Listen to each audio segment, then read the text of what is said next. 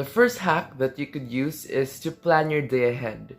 What I do is I plan my day ahead before I sleep, but you could also plan your day ahead after you wake up. So just choose which works for you best. The second hack is when planning your day ahead, you place second things last. And what I mean by placing second things last is, allow me to use myself as an example. Second things for me include house chores. House chores are not much of a big deal to me. It doesn't really help me in achieving my goals. That's why I leave them for last.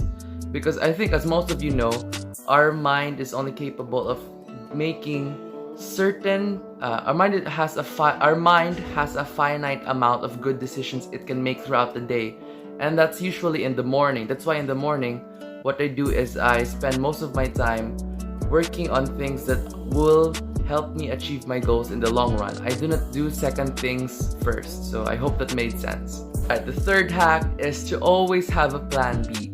A plan B to me is always having a book with you wherever you go. So whenever there is downtime, you are not going to scroll through social media or do something else that isn't productive. So that's why it's always important to have a book with you. It could be a book, an audiobook, a podcast, a YouTube video that is productive, or anything like that. As long as it's productive and you have it with you wherever you go, bring it with you. The fourth hack is to always have a time limit for any specific task that you are doing. So maybe the task is to write a book review for your school work or whatever. Set a time limit. Maybe at max, give yourself around 40 minutes to achieve it. And after 40 minutes, you can no longer do it again, if that makes sense. That is what I do. Personally, I only give myself a certain amount of time.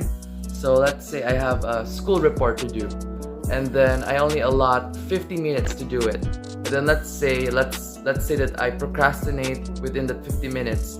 After the 50 minutes is gone, I am no longer allowed to do anything related to it. So it's kind of like a punishment.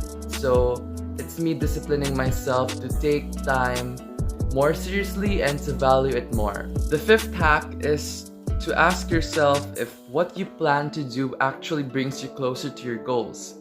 So let's say you plan to be, hypothetically, let's say you plan to be an expert when it comes to stock market. So that's your plan. So that means that you would not entertain any activity that does not help or bring you closer to that goal. So maybe that could be, let's say, flirting with women, or exploring Forex, or attending a Forex seminar, or anything like that.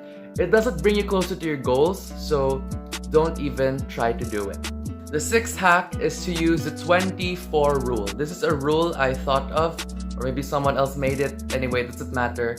What you do is, for 20 minutes, you are intensely focused on whatever task it is that you are currently doing. And then after 20 minutes, you rest for 4 minutes. The seventh hack is to use social media sparingly. This is something I've been doing lately since the turn of the decade.